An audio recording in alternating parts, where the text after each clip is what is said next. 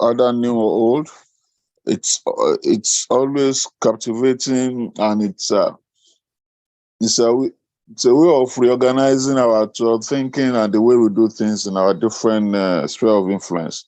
So this morning we have in our midst uh, a professional who is known for her passion in health and safety, in person of Madam Bukola Ayo, in taking us on prevention of environmental flooding through waste management. I'm sure it's going to be an exciting moment. So, without much ado, uh, I welcome you to this session. Thank you.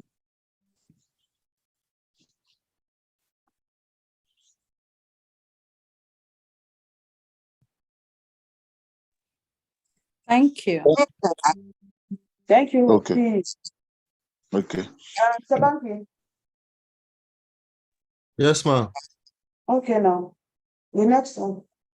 Okay. Thank you very much. From looking from our agenda, good morning, everyone, and you're all welcome. Just like the president-elect, and that's my name, Mr. Tulu, has welcomed all of us. So going through our agenda, we'll be going to the introduction of the speaker. An introduction of the speaker will be done by the Group Advisory 1, who is by name Madam Angela, CSP. I don't know if he's on the call, so she can go ahead to do introduction of the speaker. Okay. Good morning, everyone. Good morning.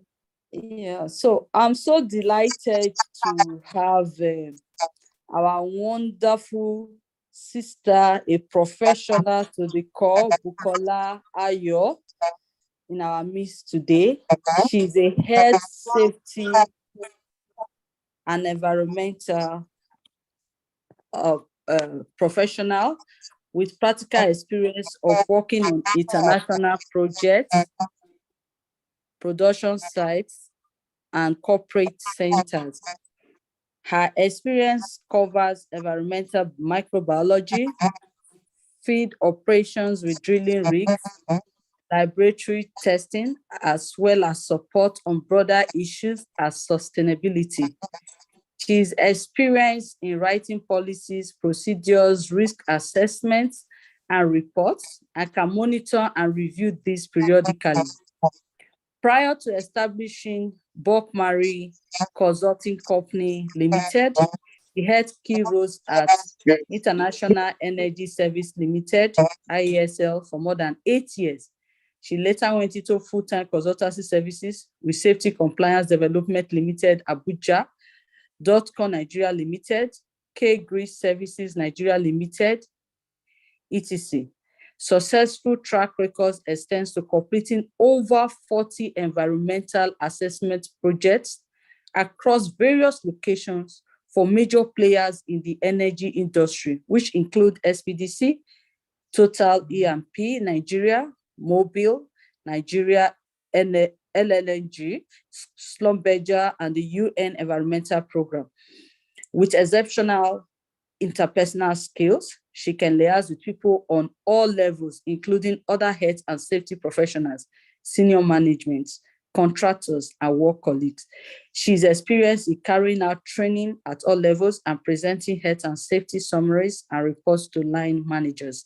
She's strongly self-motivated and can respond flexibly and creatively to new challenges and opportunities. She has served in different capacities in professional organizations. ASSP Nigerian chapter, he was our treasurer from 2018 to 2019, and currently the IOSH West African Division National Treasurer.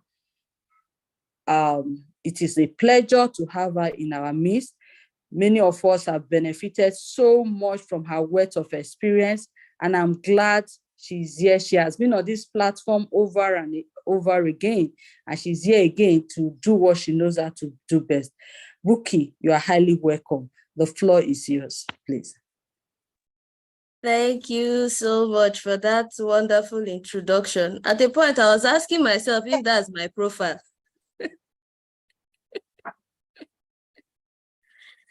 Anyway, it's really, really good to be here again. I think I would always call ASSP my family because I don't think there has ever been a time that I'll be called upon for a presentation with ASSP that I would say no. So that being said, today we'll be looking at prevention of environmental flooding through waste management. Most of the time when we think about flooding, there are a lot of things that come to our mind. What is really going on? What do they mean by floods? Sometimes for those of us in the Niger Delta, by the time the weather changes and you just see that the cloud is gathering and you start feeling different forms of winds, everybody's running in. For the people in the north, at times you would have sandstorms, first of all. After having the sandstorms, then you now have the issues of the weather accompanying the sandstorms. So today, we won't just be looking at flooding, but how does waste contribute to environmental flooding? So I just have something here for us to ponder on.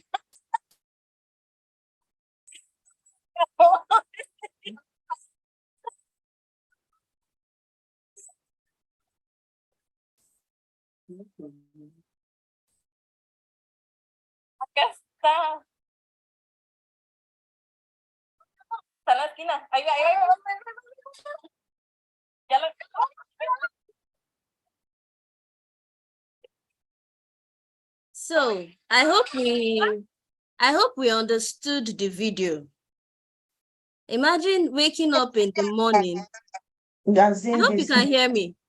We can hear you. We are with you. I am with you. I can Okay. hear you. Okay. So imagine starting your day by waking up in the morning to catch fish in your parlor. Can we just think? Very Can funny. you just think about that? Like imagine this man, he woke up in the morning and you can see he's putting on a pair of jeans, showing that maybe he even wanted to go out. And instead of going out, what does he do? He starts fishing, trying to catch a fish in his parlor. So that just goes to give us a glimpse of how far the weather has changed. The different systems have changed. Because when we look at the climate of 2023 and we compare it to the climate of about 1994 or even the year 2000, there's a huge difference. So just a brief overview of flood. When we talk about flood, what do we mean? Flooding is just an overflow of water onto dry land from different water bodies, which could be lakes, rivers, or oceans. And most of the time, why we call it flooding is because the water escapes from its boundary into different places that you can't expect. So you can imagine that maybe this one, it could have been a flash flood, a coastal flood, an urban flood, or even a river flood, however it could be. So there are different types of flooding, as we can see, just as we have river flooding, number one, which occurs around rivers. And if we look at the situation in Nigeria, we would observe that there have been a lot of issues of flooding, like the recent flooding in Benue State, that you could call it an offshoot from the release of the water from the Cameroonian dam. And that flood really caused a lot of havoc to the extent that there was even a bridge that got collapsed in Benue. Then we also have the coastal flooding, which occurs as a result of winds generated from tropical storms, hurricanes that drive the ocean water inland. And when we talk of that, coastal flooding, there are a lot of examples of coastal floodings that have taken place over the years. Like if you remember Hurricane Katrina that took place in the US, that was one that caused a lot of havoc and a lot of damage. Then recently, in May this year, in Indonesia, we also had another experience of coastal flooding around their Pekalong city in Indonesia. Then for flash flooding, it occurs as a result of sudden heavy rainfall still within that particular environment. And for flash flooding, the major example that we have for 2023 is the one that took place in northern Italy this year, still around May this year. And that one led to about 50,000 people or more being displaced. And you also had about 17 fatalities. And the last but not the least is urban flooding, which takes place when the drainage system in a city or town fails to absorb the water from heavy rains. And the recent one that took place for urban flooding was still this year around northern India, June 2023. So when we look at all these different issues, we'll see that flooding is something that we could say that it did not start today. It has been in existence. And just as flooding has been in existence, every day we look for different ways to combat it. So in this session, we'll be looking at the statistics of flooding in Nigeria, what causes flooding, the role of waste in flooding, different types of waste and their categories, municipal waste management, technology and waste management, benefits of proper waste management, community engagement, government policies and regulations, solutions to environmental flooding and poor waste management, and conclusion. So it's going to be a very interesting ride, and I hope we are ready for it. So the first we have here is statistics of flooding in Nigeria. When we look at the map that is displayed here, this shows different vulnerable states in Nigeria. So when we look down at the lower region where we have a lot of the reds, we'll see that the Niger Delta region from Niger State down to the Middle Belt region and down to the Niger Delta region are more prone to high flood risk than the other end. So by the time you go up to about Jigawa, Yobe, Borno, it's a place that experiences about medium floods. Their flood rate is not usually as high as what we have down here in the Niger Delta. Then when you now look at Sokoto, Kebbi, you still have medium rates. Then going down to Kaduna, Kano, Katsina, you just have low flood risks taking place in all those areas. So when we look at this map now was done by Chukudi et al. In the year 2020. So compare this with this other one that we have here. This is about October 2022. And just for the records, we know that in Nigeria, we don't really have such a good way of keeping records on different activities that go on around us and within the environment. But somehow, information is being collected in different ways and through other means. So when we look at it, this is from Relief Web. Relief Web is an international organization. So from Relief Web, we can see selected flood incidents in Nigeria.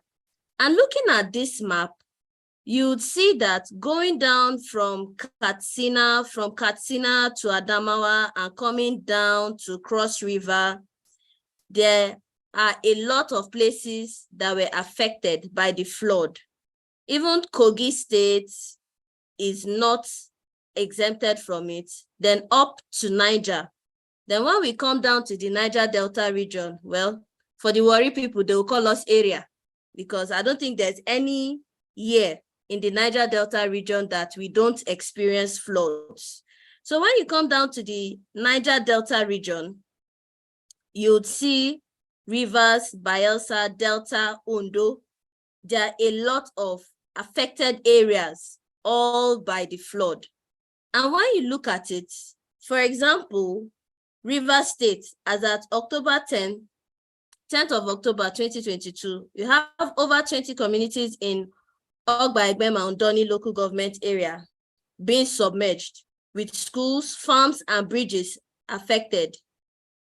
In that case, there was an overflow of the Orashi River. So when we now look at it, and we then come down to a place like, let's say, Plateau State. When we look at Plateau State in the map, we'll see that about 13 communities in Langtang South were affected, as 220 houses and several farms were submerged.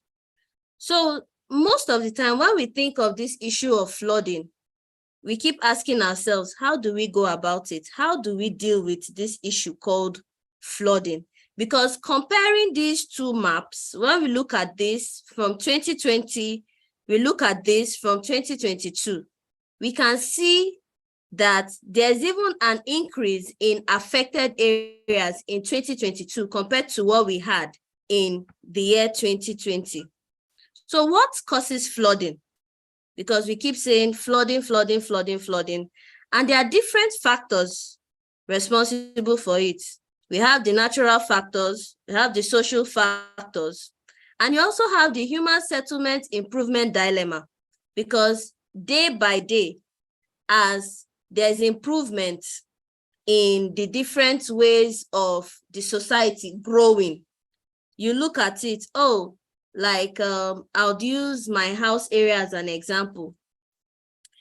As at 1995, this area wasn't the way it is now.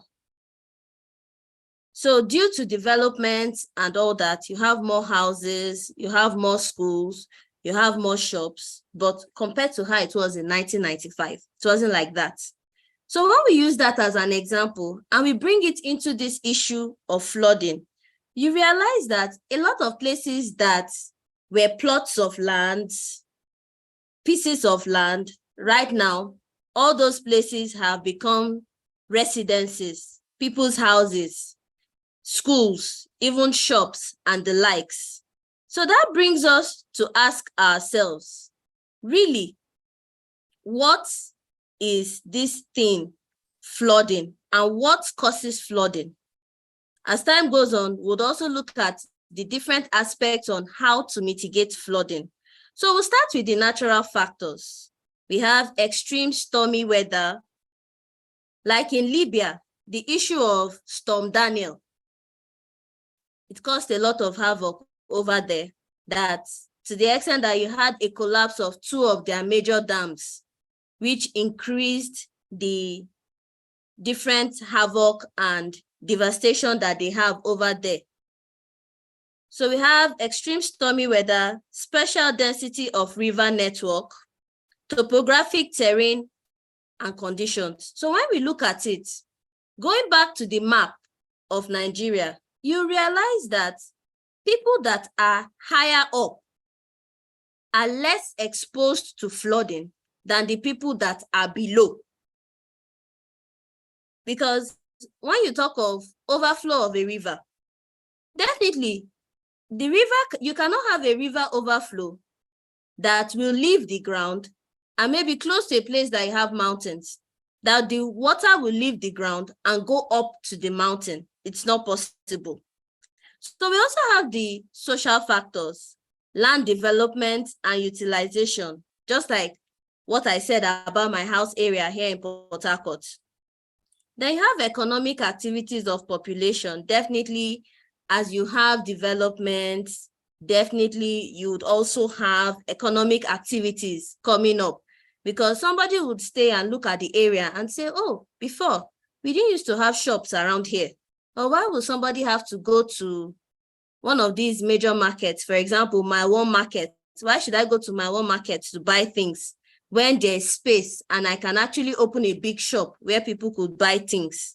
So you open a shop, yes, you're helping people, but at the end of the day, what are you also doing? You're trying to ensure that you have something in your pocket.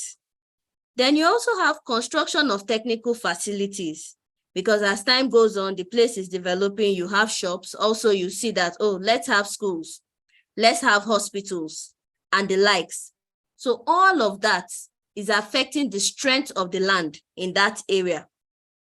Then when you talk of the human settlement improvement dilemma, you have human settlement collaborative governance system, which has not yet been formed. And you also have land space flood control system, which is not yet perfect. But sometimes you say, oh, let's have drainages. Oh, let's see how we could have a government estate that is going to be maybe with a lot of good drainages. You could have solar panels and a lot and a lot and a lot. But even at that, how sure are you that all those things that have been put in place are actually utilized? Some of them, they are in place for the drainages, but it's not perfect because you still have issues of different forms of your drainages getting overloaded with debris. Can you still see my slide? Yes, Yes. we can. Okay. Yes, I can, yeah. Yes, we can. Yes, we can. Okay, just 1 minute. It's still on the what causes flooding. Okay, let me stop sharing, then see if I can move forward. Okay.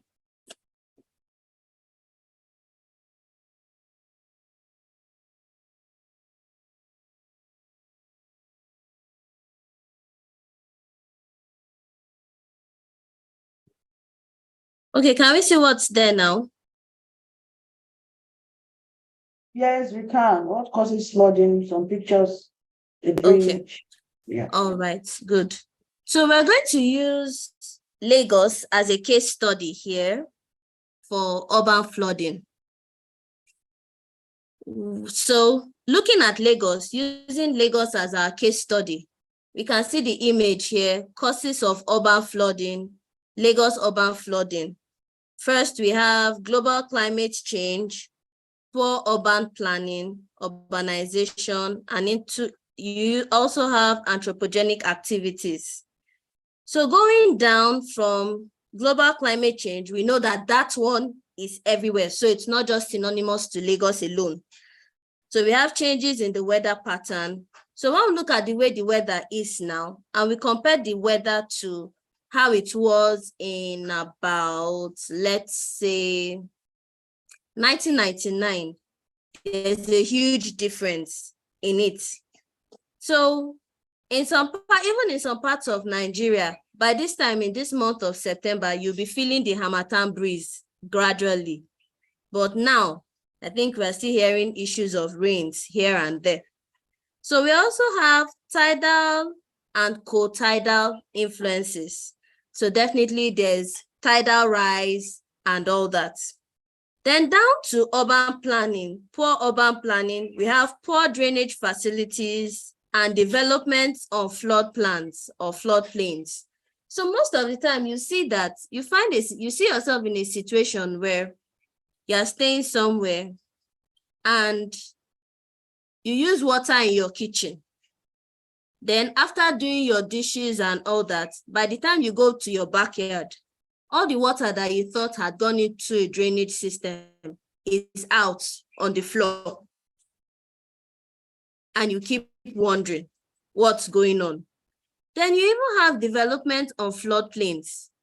Water has its different channels.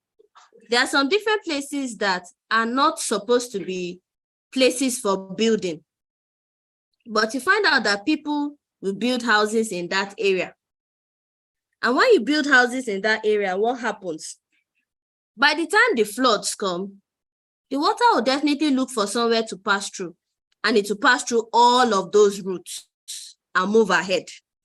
Then we have urbanization, increased impervious covers, and we also have land cover modifications and ecosystem depletion, because you make use of some places that are not even supposed to be used for buildings. You build there, you build on the water channel, and before you know what's happening, There's even a depletion in the ecosystem because some of all those places that you're supposed to have trees, those trees are also there to help in controlling the movement of water. And not just controlling the movement of water, even helping in global warming, because some of all those gases that maybe should have gone up to the atmosphere to contribute to depletion of the ozone layer can easily be trapped in the leaves of trees when we have a lot of trees in different places. Then we also have anthropogenic activities, construction on drainage facilities, blockage of drainage facilities, failure to heed to flood warnings. Sometimes on the news, you would hear things like, oh, flood is coming. I know that the Nigerian Hydrological Institute always does that. Every year, they come up and they announce, oh, for the year 2023, the states that will be exposed to a lot of flooding: Lagos State, Rivers State, parts of Niger, parts of Benue, and so on and so forth. We hear all those announcements, you hear all those things, and the next thing you say is, no, my drainage is good, my fence is good, everything is all right, God forbid, the flood is not coming to my area. That's what we are going to say. But the thing about it is, if you know that you are staying in a place that you have had incidents of flood, first you have to see how you can work on your drainage. And after working on your drainage, always try to heed to warnings when you are told. You have violation of local building regulations. There's always a plan for different areas. But some of us, you buy a piece of land and you want to develop that land. Do we actually go back to the land distribution office of the state to really know if that place is a place that is meant for buildings or is not meant for buildings? Then we have dumping of debris into drainage systems. That has been a major problem for us. It has really, really been a major problem for us because most of the time you'd see us saying, you go out. I remember one day I went out and I was in the car, it was raining heavily. And I was just looking out of the window and I saw some shops. And as soon as they saw that the water was moving through the drainage, through the gutter in front of them, some of the slabs on top of the gutters were already removed. And I could see people bringing out their bucket of waste, dumping it into the drainage. Now you dump debris into the drainage system. The water takes it. You say, no, water will take it away. It will flow away. But the water takes it, it flows away. But even as it flows away, always have it in mind that it will end up somewhere. So we look at these pictures here. You can see somebody's living room fully flooded, and even look around the house. Now you see this other area that the vehicles can't even move. They are making use of canoe. And you have this other place still in Lagos that you have the flood under one of those bridges there. 1 minute. This slide is not moving.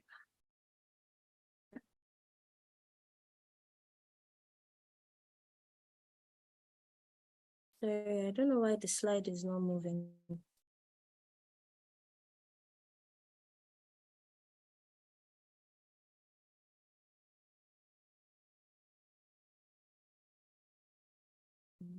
Okay.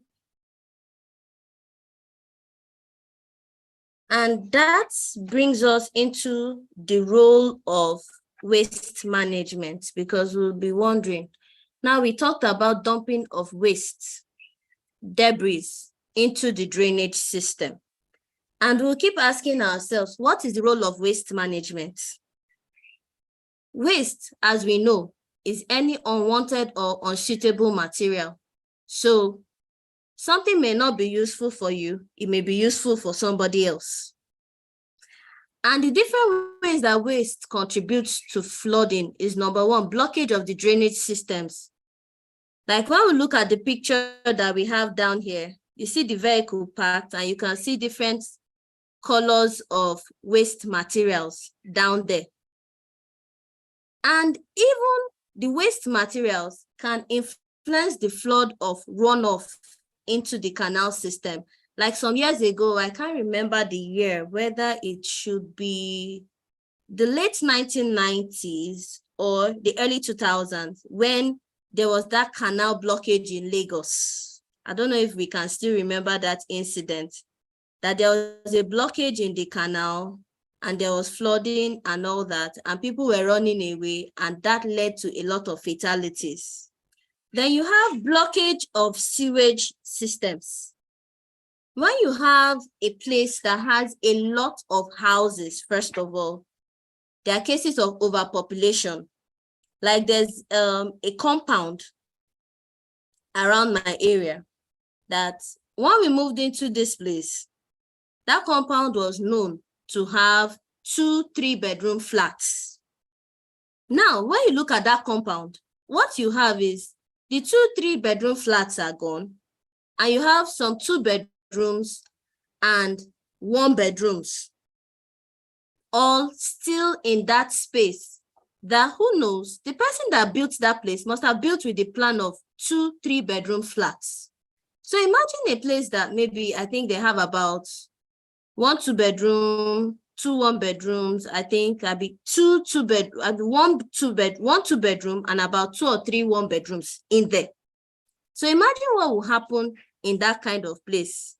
Sometimes you stay outside and you'll be perceiving different kinds of smell of waste, sewage to be precise, because now it's obvious that their sewer system cannot contain what is being generated because it wasn't originally designed for something like that.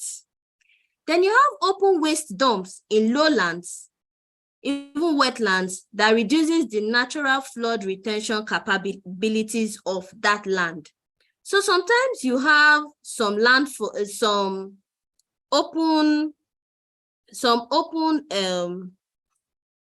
waste dumps, and those open waste dumps that you have end up causing different issues for you. And why you could wonder why they cause all those open waste dumps cause issues. The open waste dumps usually cause different issues because most of the time you find out that in those open waste dumps, there's no place for the water to go. You have a lot of leachates. And in a place that you have a lot of leachates, definitely with all those leachates from there, the water will not have any place to go to.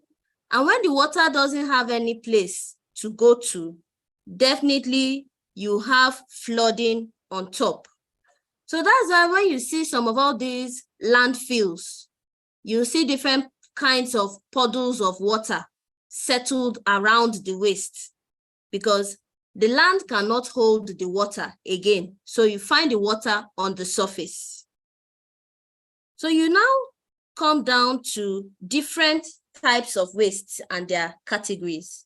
So here we have the different types of waste based on solid, liquid, and air emissions. So the solid waste, the liquid waste, the air emissions. Then you go down to the level of degradability. So the solid wastes now, are they biodegradable or non-biodegradable? For the biodegradables, for example, if you take a piece of waterproof and you put it out, come rain, come sun, even if over time soil covers that piece of waterproof, by the time you dig that particular area, you would find that piece of waterproof the way it was maybe 5 years ago or 10 years ago. You'll find out that it's still the same way it was. So showing that it's not biodegradable. I mean, it's non-biodegradable. But for those that are biodegradable, maybe you use your vegetables after making use of the vegetables, you throw it under other plants to serve as mulch or even a form of fertilizer. Over time, by the time you go there, even after a week, you will not find that stick or the sticks of the vegetable that you chew there because they've been degraded by microorganisms. Then you also look at environmental impact of the waste. Are they hazardous or non-hazardous? Like for the laboratories or people that are into different activities that has to do with processing of chemicals, it's not all chemicals that can be disposed of in the environment. There are different processes that they need to pass through before they are being disposed of in the environment.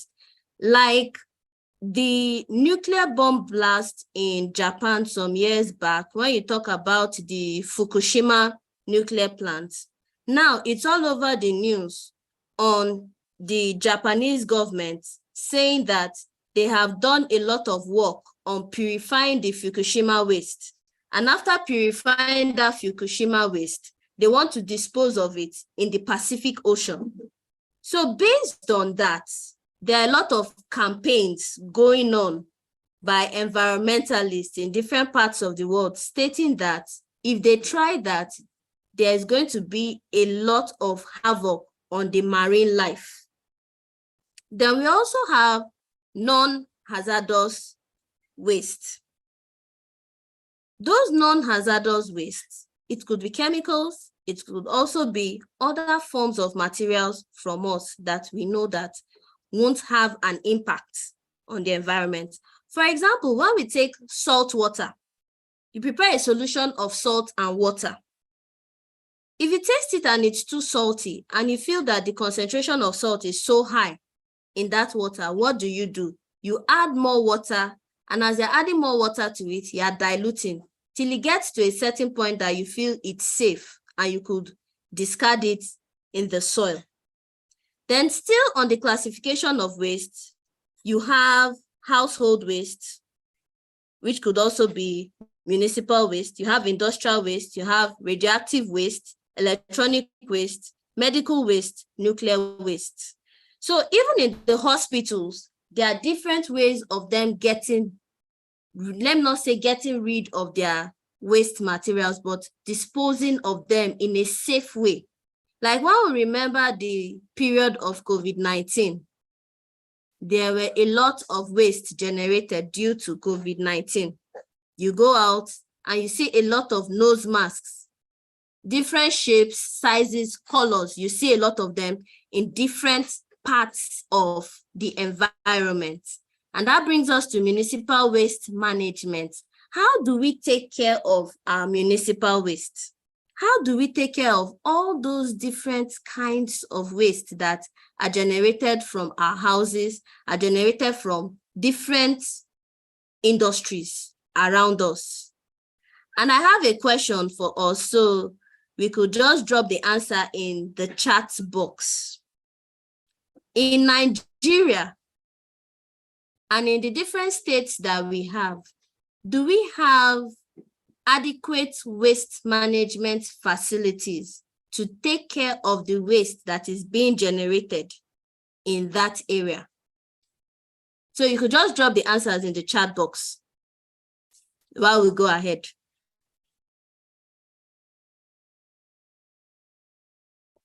So while we're at that, looking at the picture in front of us, we have human activities.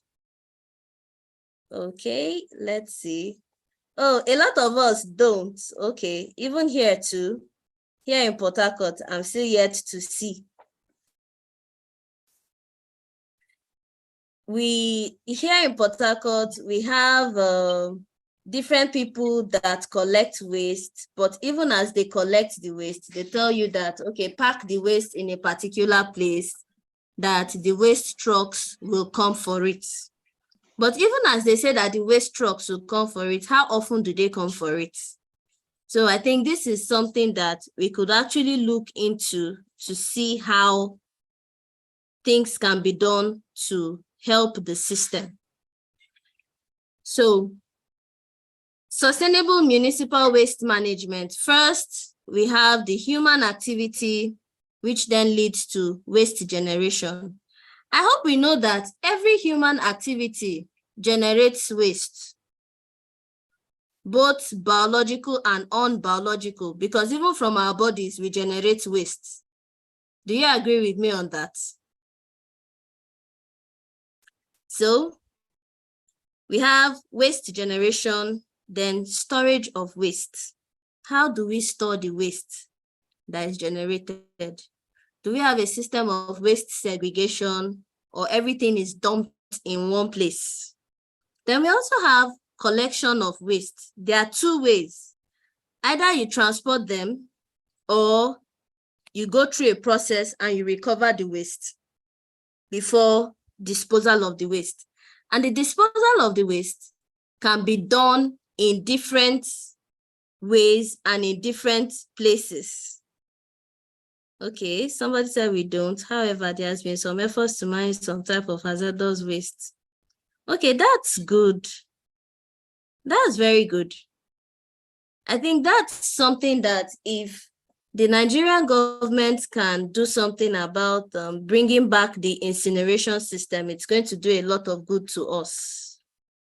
It will do a great deal of good to us in this country. So how do we now manage municipal waste? One is by recycling. For the plastics, we're using plastics as an example because we know that plastics has even become a source of problem to us. If you remember the pictures we saw earlier, we would see that in that picture, a lot of the things floating on that puddle of water that we saw are different kinds of plastic waste. So what do we do when we are recycling plastic waste? First, there's waste collection. Then after collecting the waste, you don't just collect the waste and leave them like that.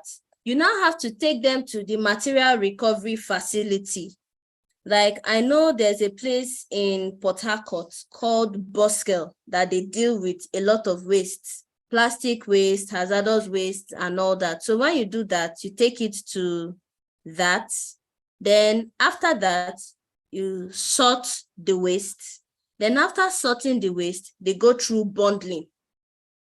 In that aspect of bundling, you have been able to select them and you've been able to say, okay, all these other kinds of waste materials, these ones that are plastic bottles this way, the ones that are paper bags this way, the other kinds of waste that you could say maybe plastics recovered from old electrical materials in another way. So you bundle them. After that, they go through the process of shredding. And after shredding, washing. On this aspect of shredding and washing, there's even now, I think, some parts of China, there's this new technology that they are doing, making use of using plastics to make clothing. So all these shredded plastics, they wash them and they go through melting and reorganization.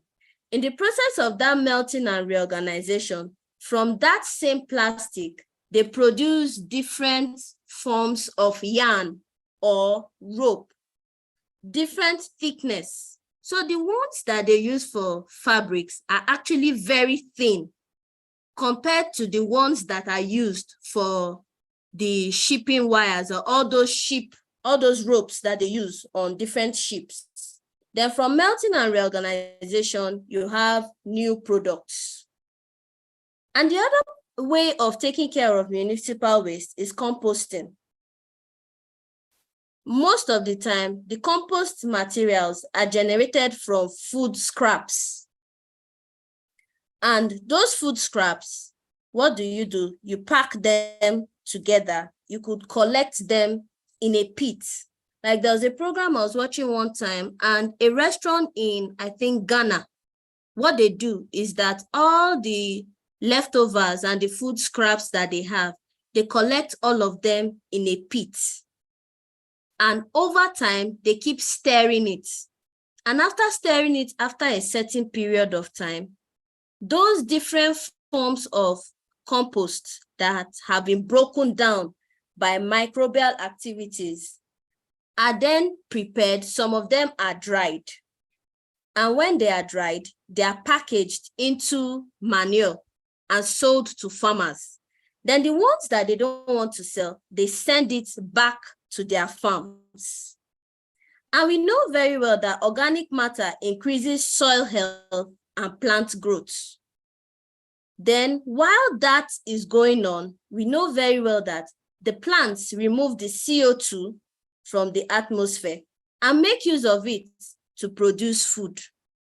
So we see that even our interaction with plants in the environment, you could say it's a two-way thing, because while we take in oxygen and give off carbon dioxide, the plants take in the carbon dioxide, utilize it, and give off the oxygen that we then take in by ourselves.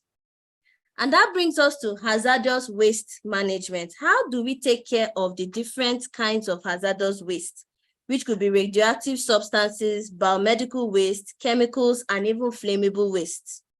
So we go down to this structure here, where we have the waste generation. So after the generation of the waste, you have storage. And while storing, it's very, very important for us to label our containers adequately. There's a sign for radioactive materials, which is a yellow circle, and I think with a black sign with about 3 triangles inside. So even if you don't want to use that sign, you could also write hazardous waste boldly and place it on the container, so that anybody going that way, the person will be able to know that, okay, this is hazardous waste that we are dealing with. Then after the storage, collection, for organizations, it's very important that you have a record, because when you have a record on the different amounts of waste that is being generated from your facility, you'll be able to know what to do about reducing the generation of waste in your process. So after storage, you transfer or transport it to the place of processing and disposal. Or if you have the facility, you could process it. And after processing, if there are byproducts that are recovered that can still be useful, then you see how those recovered byproducts are not something that will cause further harm or damage to people. Then after the processing, disposal, like on the aspect of biomedical waste, there was a program I was watching one time, and a nurse in South Africa said that while growing up in her community, she grew up without shoes. She grew up without shoes, and growing up without shoes, it wasn't easy for her. So she took it upon herself to make shoes from different forms of biomedical waste that were generated. Then how do we now take care of the different hazardous waste? So there are different risks associated with it. We have water pollution, climate change, air pollution, animal and marine death, plant death, radiation, and even hazardous material poisoning like lead poisoning. So the best practices for handling hazardous waste is label and store, just like I said earlier. Then you have to choose a reputable waste transporter or facility.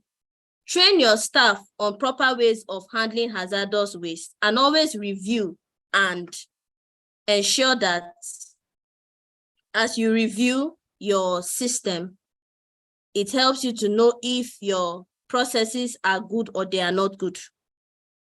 Then technology and waste management, there are different ways that technology has also come into waste management. Like you have the smart waste bins, the waste level sensors, AI recycling robots, and even up to e-waste kiosks and recycling apps on the system. Then even in Nigeria, we have some recycling points where they've even started making use of waste to energy. As we can see here, we have Recycle Points Lagos, High Color Sustainable Solutions Limited in Kaduna, and McFadden Energy Group in Port Harcourt. All of these make use of waste and generate energy in different forms and at different levels. So what are the benefits of waste management, proper waste management? It reduces pollution, prevents flooding, creates jobs, conserves resources, and promotes a healthier public or public health. So we have the waste management hierarchy, which we know that the most preferred is reduction of the waste from source, recycling and composting, energy and recovery, then treatment and disposal, which is last preferred. So there are different forms of also helping, because we know that we need to educate the community on what is going on, because you could make announcements, and after making those different announcements on proper waste management, what happens to the people in the communities that don't even have a means of hearing what you are saying? So you educate them by increasing awareness on the consequences of waste problems, because when you tell them in the community that all this waste they are dumping into the drainage, later they could have an adverse effect on the environment and even cause flooding, that will help them to desist from such practices. Tell them about the benefits of waste reduction, reuse, and recycling. Then also enhance motivation and commitment of the people by adopting sustainable waste practices and behaviors, thereby avoiding littering. Then you improve their collaborations. Yes, Madam Buki, please. sorry. Yes, please. Yeah, you are actually out of time. I don't know if you can just wrap up. Okay, I'm on it. Okay. Thank you. All right. So we have here some different examples of community engagement. Like for those in Lagos, you could look for this school, Morit International School in Ajegunle. They actually accept plastic bottles as school fees to help children in the communities. So there are different laws too by the government, as we can see here. And just going down, like we know, the National Hydrological Services Agency is responsible for always giving us the different flood alerts in the country. Then there are different statutory provisions too for waste management, as we can see, the Environmental Protection, Management of Solid and Hazardous Waste Regulations, Section 20 of Nigerian Constitution, the National Environmental Standards Regulation Enforcement Agency, and even the Harmful Waste Act of 1988. So these are still some of the different government provisions which we can look at later and see how it can help us, and different solutions for waste management to ensure that the waste we avoid those different aspects of flooding in the environment. You ensure that you dump waste in the appropriate dump site and not on the road. Always recycle hazardous waste by taking it to a waste treatment facility. Then the grasses that you have removed from your compound, don't take it out, but use it as compost manure in your gardens. Practice environmental education. Always tell people about the importance of keeping the environment safe and proper waste management. Then ensure that you plant trees to reduce the effect of global warming and environmental degradation. So we'll end by saying a quote from Annie Leonard: "There's no such thing as a way. When we throw anything away, it must go somewhere." So we should always bear that in mind. Thank you.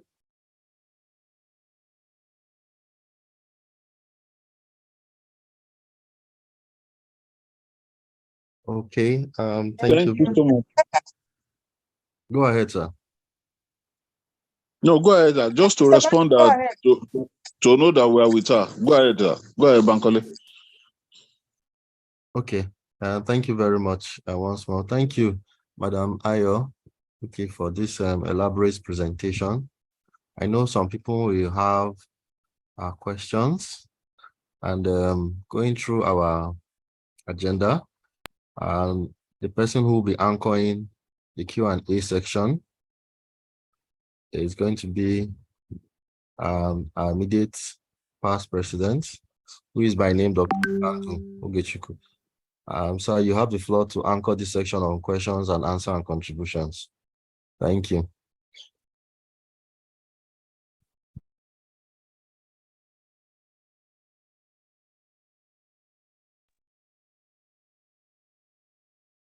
I think Dr. Okandu, please, if you are online, please, can you just speak up? Thank you so much for a wonderful presentation. Like Bankole have just said, please, it's time now for question and answer and contributions.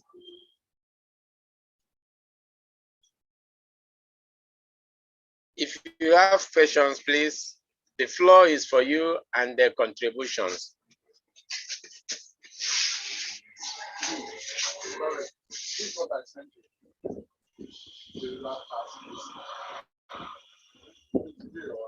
Okay.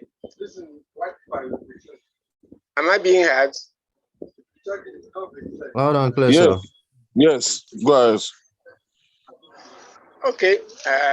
In the absence of any question or contribution, I want to appreciate the presenter for such a wonderful, elaborate presentation.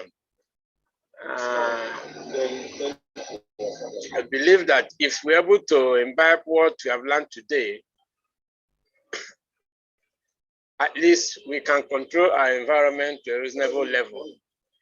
Thank you, and we believe that when we call you again, you will come as usual. Thank you. Over to you, moderator.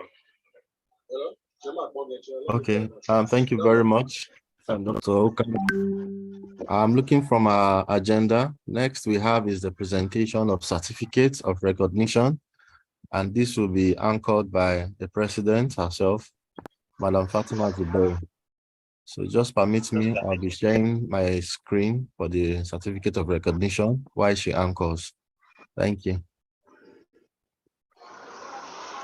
Thank you very much, Mr. Banki. But before I just, while you are trying to bring up the certificate, I want to recognize the presence of our area director, Madam Mercy, for taking our time to be part of us this morning, even though with the time difference. Madam Mercy, if you can hear us, please just let's hear your voice. Thank you so much. Thank you, my president and the executive. I appreciate everyone. Thank you so much. And welcome again to our BAL monthly session. It was a wonderful presentation. Yes, it was. Thank you. It's 4 a.m. here, but I had to set my alarm. Yeah, I know. When I saw you online, I'm like, you woke up to attend this. Thank you. So that's why I said we need to appreciate you. Yes. Thank you, ma'am. God bless you. All right. Okay. I also want to appreciate the IOCH West African president, Mr. Temi, for joining us too. Thank you so much. Yes, my pleasure. Thank you. My pleasure.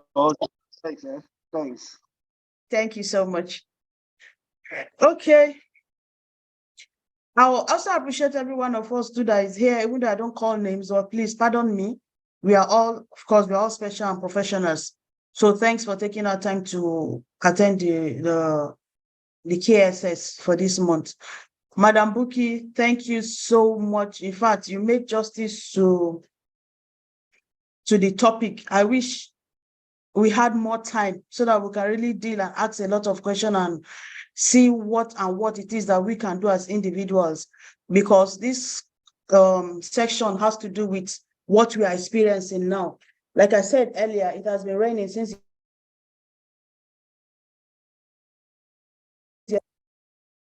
Hello,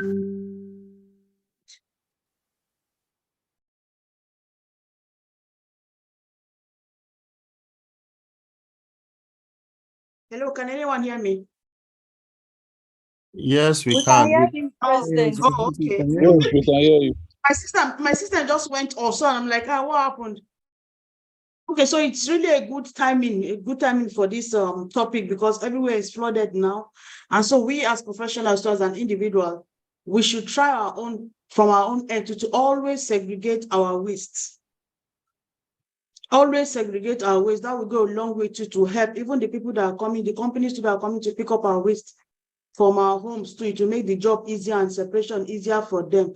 Let's have our burnables and the unburnables, let's try and segregate so that we ourselves too, our homes too can be in order. For the women, while in the kitchen, try and just don't allow your sewage to be blocked. So Madam Buki, thank you so much. Just like our custom it is, on behalf of the executives and all the members, we just have a token to say thank you, which is the certificate of recognition, and I'm going to read it for you. The letter will send it to you. Thank you so much. We really appreciate your presence. We appreciate what you have taught us today. We look forward to receiving more from you and seeing and hearing from you. Thank you for always accepting our call, even though it's at a dying minute, you're always ready to assist. You are also part of us, so I'm not surprised. So on behalf of the ESCO and American Center of Safety Professionals, this certificate of recognition presented to Bukunola Ayo for volunteering in ASSP Nigeria chapter as a speaker on prevention of environmental flooding through waste management at our knowledge sharing series of September 16, 2023. Please accept this token from us. Thank you so much. Thank you very much for this beautiful certificate. Like I said at the beginning, ASSP is still part of my family, so I don't think I have a choice to run away whenever you call me. Thank you so Thank much. you. I appreciate you. Mr. Banky. Okay, yes, and thank you very much. Let's go quickly to the agenda. From the agenda here, what we have next is the announcements. Announcements here will be taken by the president-elect, who is by Mr. Tolulope Olubanwo. You have the floor, sir. Yeah, good morning once again, dear professional colleagues, and it's been an exciting time. Not to waste your time, we have a couple of announcements to make. Number one, we have this competition on living safety among students from primary to secondary to undergraduate. If you check the platform, you will see the details. The primary school, the secondary school, they're all expected to design safety poster that explain what we stand for the year under review. And the entrance fee for primary and secondary school by the committee responsible said is free, where a token is expected to be paid for the secondary school. It's going to be an exciting one. So please encourage your children or your neighbor's children, schools, let them participate so that we can, from this platform, expand our horizon on populating and increasing knowledge on health and safety. That is that. For our PDC that is coming up in March in 2024, the committee has sent in notification calling for papers. Please kindly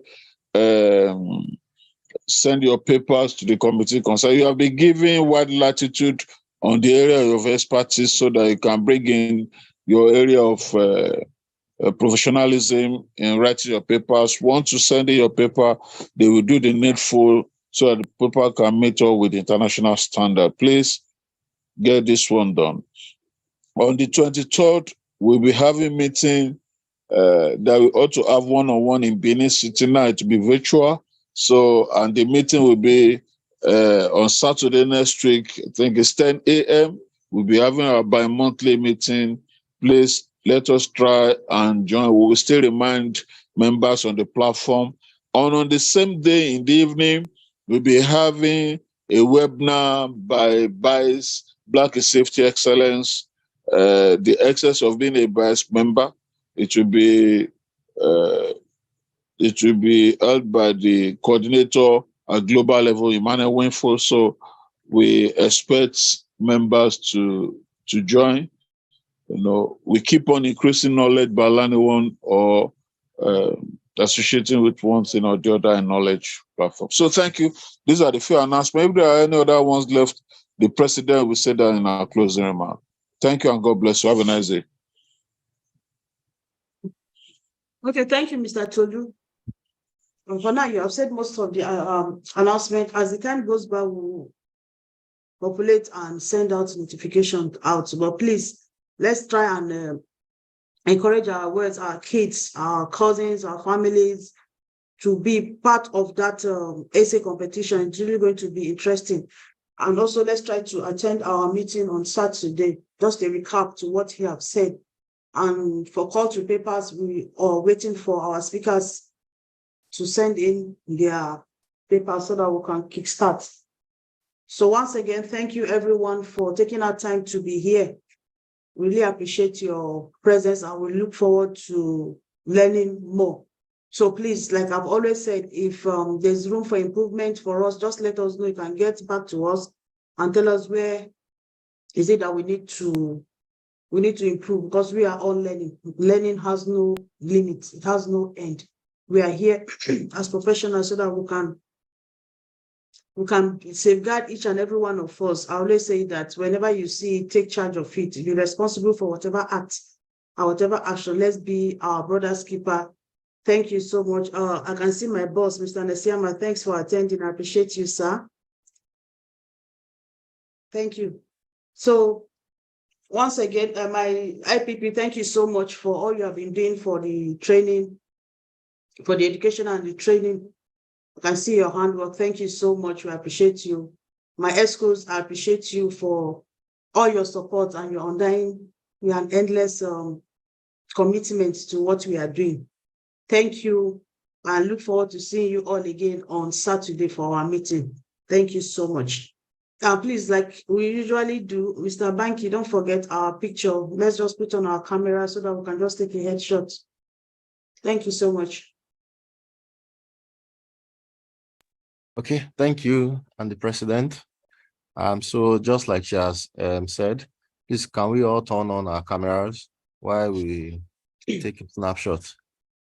So I'll be taking the snapshot as usual twice. So to capture everybody that probably didn't take on their camera in the first time, we're taking the snapshot. So I'm just still waiting for some few to turn on their camera. President, please, apologies. I won't be able to turn on my camera. Yeah, I understand. Thank you. You're welcome. Thank you so much. Yes. Okay, so I just have a few cameras here on, so let me just take this. You are masquerading. No, sir. Okay, so at the count of 3, I'll be taking this first snapshot. 1, 2, 3. Okay. So can I wait for just for some seconds for others that have not yet turned on their cameras? Okay. Okay, so I'll be taking it again. 1, 2, 3.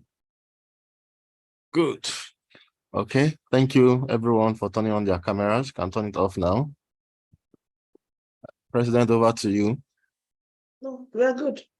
Thank you, everyone. Thank you so much. God bless you. Thank you. Bye-bye. Thank you all. Bye, everyone. Bye, President. Bye, everyone. President. Bye, everyone. Bye. We'll talk later. Bye.